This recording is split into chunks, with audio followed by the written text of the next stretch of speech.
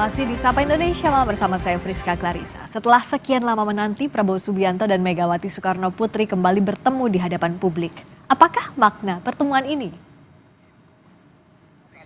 Hari lahir Pancasila tahun Presiden Prabowo Subianto memperlihatkan keakraban dengan Presiden kelima RI yang juga Ketua Umum PDI Perjuangan Megawati Soekarno Putri saat peringatan Hari Lahir Pancasila Senin lalu.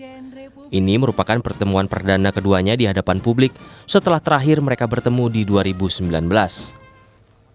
Awal April 2025, sebetulnya kedua tokoh sempat bertemu di kediaman Megawati, tetapi pertemuan berlangsung 4 mata kala itu. Dalam peringatan Hari Pancasila, Prabowo dan Megawati juga sempat saling melempar canda. Hal ini nampak sebelum upacara dimulai, saat Presiden Prabowo, Wakil Presiden Gibran, Presiden kelima RI Megawati Soekarno Putri, dan Wakil Presiden ke-6 RI Tri Sutrisno berkumpul bersama di ruang tunggu. Usai pertemuan kedua tokoh, Wakil Ketua DPR sekaligus Ketua Harian DPP Partai Gerindra Sufmi Dasko Ahmad sowan ke kediaman Ketua Umum PDI Perjuangan Megawati Soekarno Putri. Ia mengaku menyampaikan pesan Prabowo Subianto kepada Megawati. Dasko bilang Megawati juga menitipkan pesan balik ke Presiden Prabowo namun tak mengungkap isi pesannya. Ya, kami memang diutus menyampaikan beberapa hal dan pesan sudah disampaikan, dan kami juga membawa pesanan balik dari Ibu Mega ke Pak Prabowo, demikian. Pesan apa yang Pak Prabowo mau disampaikan sama Bang Dasko kepada Bu Mega? Pesan itu nggak boleh disampaikan dong di sini. Konfidensial ya berarti ya? Konfidensial. Keakraban Prabowo dan Megawati seolah menguatkan isu perombakan Kabinet Merah Putih. Namun, menurut Ketua DPP PDI Perjuangan Sukur Nababan, keakraban Prabowo dan Megawati tak terkait politik dagang sapi, diajak masuk kabinet atau tidak. Dari dulu kan memang akrab. Jadi hubungan Ibu Mega dengan Pak Prabowo itu kan ya ibarat kakak adik. Tentu saja program-program Pak Prabowo yang baik pasti kami akan dukung. Oke, pertanyaannya adalah apakah PDIP sudah diajak masuk kabinet? Ini bukan masalah dagang sapi diajak kabinet atau tidak diajak kabinet. Tetapi yang persoalannya adalah hubungan antara Ibu Mega dengan Pak Prabowo itu sangat bagus. Peringatan Hari Lahir Pancasila Senin lalu juga jadi momen pertemuan Megawati dan Wapres Gibran Rakabuming Raka. Menurut Presiden ke-7 RI Joko Widodo yang juga ayah Gibran, pertemuan singkat Prabowo Gibran dengan Megawati adalah hal biasa, namun bagus untuk saat ini. Biasa saja, bagus. Secara politis pesannya bagaimana, Pak? Ya biasa saja, bagus-bagus saja. Menurut pengamat politik Adi Prayitno, meski PDI Perjuangan di luar kekuasaan, tetapi mendukung program pemerintah Prabowo Gibran. Namun Adi mengingatkan agar PDIP tetap kritis pada kebijakan yang tak berpihak pada rakyat. Soal revisi Undang-Undang TNI, PDIP juga mendukung. Jadi kalau mau jujur, PDIP ini luarnya saja merah, tapi dalam itu coklat, warna Partai Gerindra. Itulah yang saya sebutkan, koalisi itu tidak harus diformalkan. Sekalipun misalnya Pak Prabowo Subianto dengan Megawati memiliki hubungan yang cukup baik, tapi tentu kita berharap kawan-kawan PDIP itu tidak menutup mata.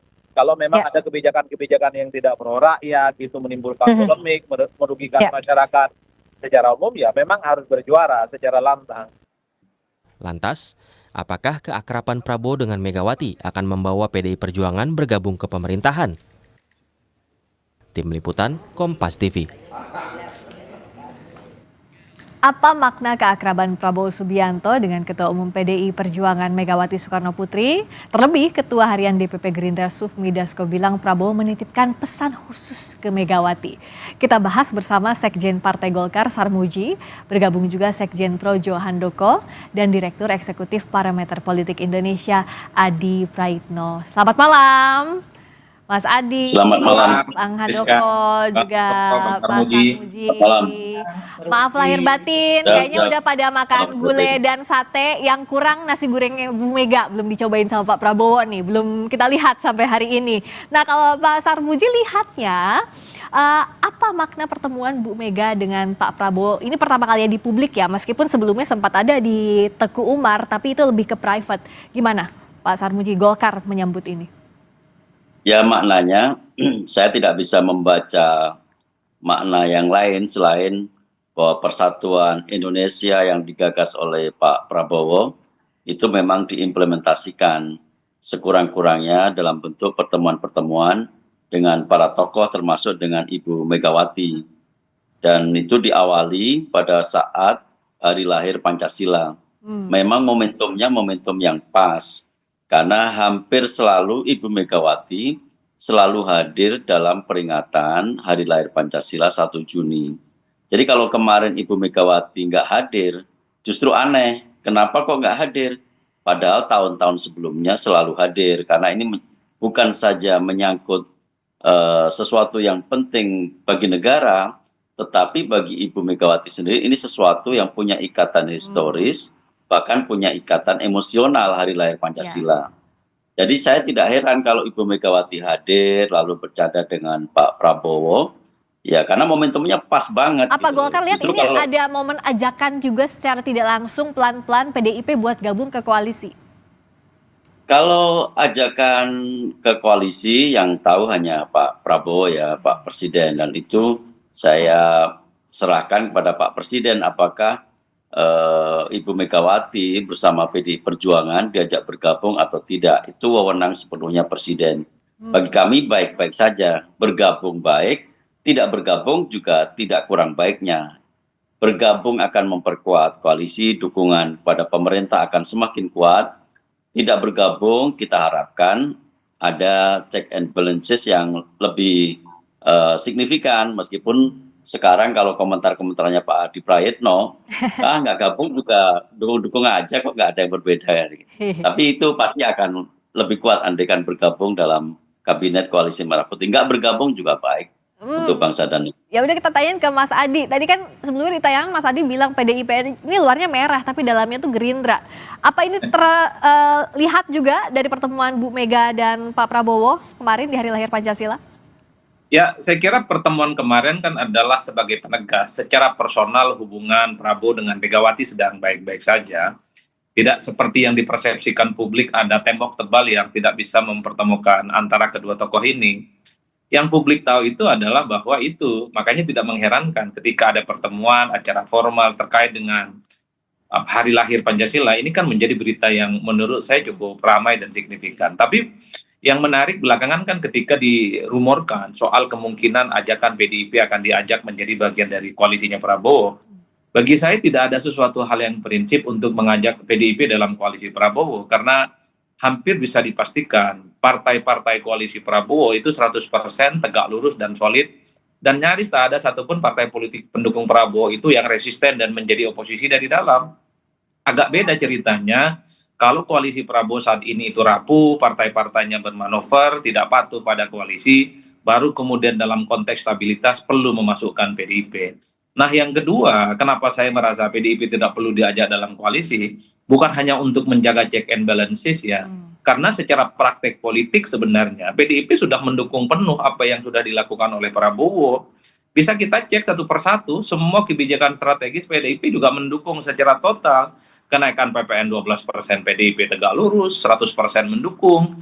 Kemudian terkait dengan program makan bergizi gratis yang begitu banyak misalnya dapat catatan kritis, PDIP juga mendukung. Revisi Undang-Undang TNI banyak protes, demonstrasi dari mahasiswa, justru PDIP paling depan memberikan dukungan politik. Itu artinya apa? Ya saya kira PDIP tidak perlu diajak dalam koalisi karena secara hakikat mereka sudah siap untuk bekerja sama. Kecuali nanti di kemudian hari Friska ya partai-partai koalisi yang ada di zamannya Pak Prabowo ini ya kemudian bermanuver, kemudian mereka itu resisten dan kemudian suka merongrong dari jalan, mungkin perlu mempertimbangkan PDIP sebagai partai yang kemudian dipersiapkan untuk menjadi bagian dalam koalisi. Jadi kalau selama solid di dalam sih ya nggak usah diajak juga PDIP, nggak apa-apa di luar pemerintahan gitu ya Mas Adi?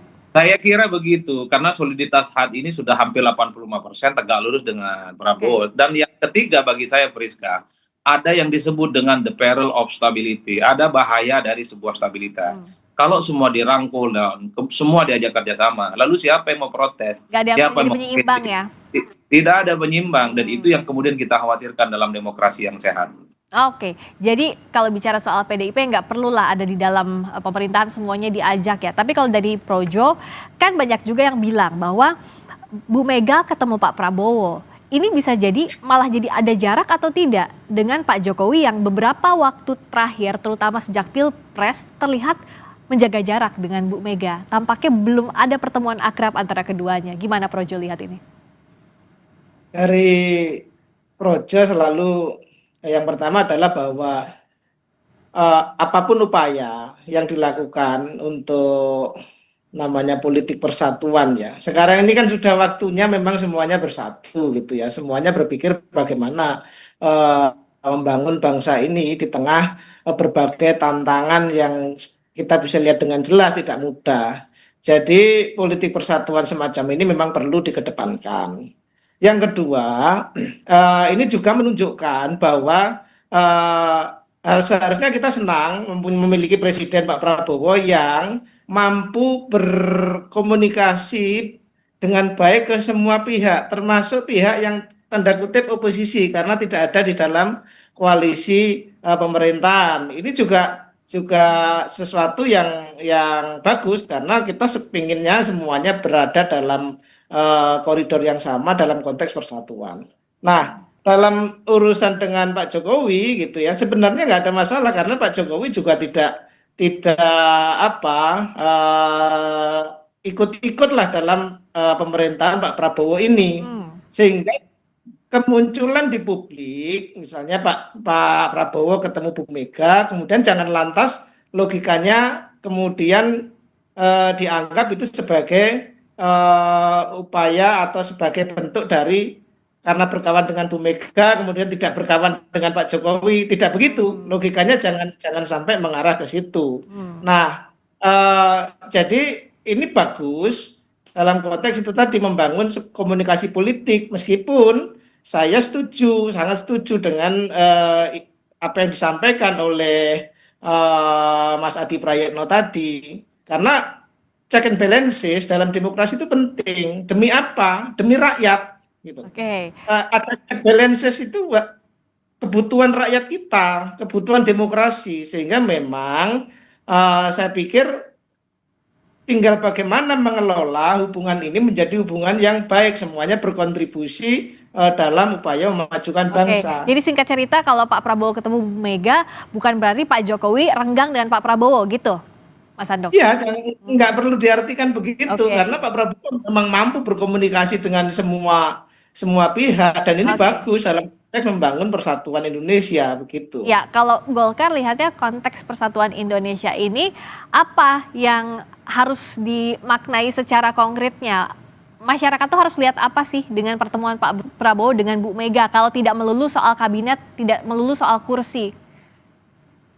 Ya, andaikan ada perbedaan politik antara Ibu Mega dan Pak Prabowo, andaikan Ibu Mega memilih tetap di luar kabinet dan Pak Prabowo memimpin koalisi Merah Putih, itu pertemuan dengan Ibu Megawati justru menunjukkan satu kedewasaan politik yang luar biasa. Kenapa? Karena orang yang berbeda saja masih bisa bertemu, bercengkrama, bersendagurau. Itu seperti teladan yang dulu telah diterapkan oleh para pemimpin kita yang dahulu, seperti perbedaan yang mencolok sekali secara politik, secara ideologi antara Pak Karno dengan Pak Nasir, antara Bung Hatta dengan para pemimpin yang lain, tetapi tidak menghalangi mereka untuk tetap bersahabat, bercengkrama, dan tetap saja menjalin hubungan silaturahim yang bagus. Jadi andaikan pun ini Ibu Mega tetap dalam posisinya sekarang bersama PDI, tentu ini berita baik juga. Tetapi andaikan pun sebaliknya, itu juga bukan berita buruk. Nah, kalau Mas Adi lihatnya, mumpung ini kurban ya, saya arahkan ini berarti bukan sekadar politik dagang sapi ya. Jadi kita ketemu misalnya, tapi harus ada kursi kabinet yang dijanjikan. Nggak kayak gitu ya, pun nanti ada nasi goreng yang tersaji antara Bu Mega dan Pak Prabowo, bukan berarti itu narik-narik ke pemerintahan, Mas Adi. Kalau mau jujur sebenarnya, madhab politik Prabowo itu sebenarnya zero enemy dan ingin mengakumulasi begitu banyak kekuatan-kekuatan politik. Jadi wajar kalau sebenarnya di awal sebelum pembentukan kabinet, Prabowo Subianto itu kan welcome ke semua partai politik termasuk yang kalah Pilpres. Nah, hanya PDIP yang kemudian terkesan tidak menunjukkan untuk menjadi bagian di dalamnya. Karena bagi Prabowo setelah Pilpres usai semuanya harus dirangkul. Jadi di situ sebenarnya, Priska. Nah, menurut saya terlampau sederhana dan terlampau sepele kalau pertemuan-pertemuan antar presiden dan mantan presiden dan presiden yang saat ini sedang berkuasa itu disimplifikasi hanya dengan urusan menteri, 1 menteri, 2 menteri. Bagi saya terlampau kecil karena untuk urusan menteri cukup lewat telepon, lewat WA atau kirim orang kepercayaan kan untuk bertemu satu sama yang lain. Bagi saya secara prinsip ya apa yang dipertunjukkan pertemuan antara presiden dan mantan presiden semacam ini, kalau saya melihat perkembangannya adalah sebagai upaya untuk menjaga stabilitas politik dan yang paling prinsip adalah untuk menjaga keseimbangan. Karena atau memang, Mas Adi, sorry saya potong, apakah ini jadi jembatan juga antara situasi tensi yang belum turun tampaknya antara Bu Mega dengan Pak Jokowi tadi kan kalau misalnya semangat yang merangkul bisa jadi ke sana nggak Mas Adi? salah satunya bagi saya paling ujung itu adalah untuk menjaga keseimbangan politik. Dulu misalnya ketika Prabowo Subianto sering menunjukkan pertemuan politiknya dengan Jokowi, itu kan menimbulkan kegaduhan dan resistensi. Seakan-akan ada upaya untuk menganaktirikan mantan-mantan presiden yang lain. Wajar kalau kemudian ketika belakangan Prabowo juga menunjukkan pertemuannya dengan Megawati, baik yang diekspos ataupun yang tidak diekspos, itu kan menunjukkan bahwa sejarah gestur politik kekuasaan hari ini itu bukan hanya dekat dengan Solo, tapi dekat juga dengan Teguh Umar, dekat juga dengan kubu Cikeas. Hal-hal yang semacam ini yang sepertinya di era pemerintahan Prabowo yang sudah memasuki 7 bulan, itu stabilitas dan keseimbangannya ingin dijaga. Sehingga kesan bahwa istana hanya dekat dengan Solo, secara perlahan itu ingin dieliminir. Meski secara prinsip harus kita akui ketika Prabowo dan Megawati ini dekat, bukan berarti dengan Solo renggang, tidak sederhana itu juga. Tapi memang publik kita itu senang kalau Prabowo Mega bertemu berarti Solo ini dikucilkan. Begitupun sebaliknya kalau Prabowo dengan Jokowi sering bertemu berarti Teguh Umar, Cikeas ini dikucilkan. Pokoknya urusan ribut-meribut publik kita ini suka, Friska. Tapi bagi saya Prabowo itu paham betul bagaimana menjaga keseimbangan dengan mantan-mantan presiden terdahulu. Atau yang ditunggu kalau dari Mas Handoko antara Istana, Solo sama Teguh Umar bertemu? Ya kalau bisa ya itu tadi kan konteksnya kan ini bagaimana bangsa ini bersatu ya, kalau bisa ya semualah mantan presiden ada Pak SBY semuanya kan dirangkul begitu loh. Jadi saya pikir maka saya setuju tadi konteksnya jangan ngelihat kalau misalnya saya berkawan dengan Pak Sarmuji, kalau saya dekat kemudian dianggap Mas Adi Prayitno tersisih, kan nggak begitu ataupun sebaliknya. Itu yang ingin saya sampaikan dari awal. Dan saya yakin Pak Jokowi juga orang yang bukan hanya Pak Jokowi, mereka semua ini mantan-mantan presiden kita ini kan sudah teruji betul kenegarawanannya. Mana yang ini urusannya konteksnya membangun bangsa ke depan, mana ini urusan kontes elektoral, itu pasti mereka juga sangat jago dalam menyikapinya gitu loh. Ya, jadi diharapkan urusan kebangsaan di atas soal politik praktis dan elektoral ya. Terima kasih Pak Sarmuji, terima kasih Mas Handoko, terima kasih Mas Adi Prayitno. Sampai ketemu lagi, maaf lahir batin, selamat malam. Ya, makasih Friska. Berikutnya saudara kami kembali dengan sorotan lainnya. Greenpeace Indonesia mengkritik dampak